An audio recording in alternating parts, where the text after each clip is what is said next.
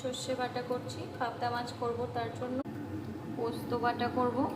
ওই মাছের জন্য মাছ ভাজা করব তেল দিয়ে দিয়ে। পাবদা মাছ রান্না হয়ে গেছে। রান্নার সময় বা ভাজার সময় আমি ওর ছবিটা দিতে পারিনি, কেননা আমার হাতটা পুড়ে গেছে।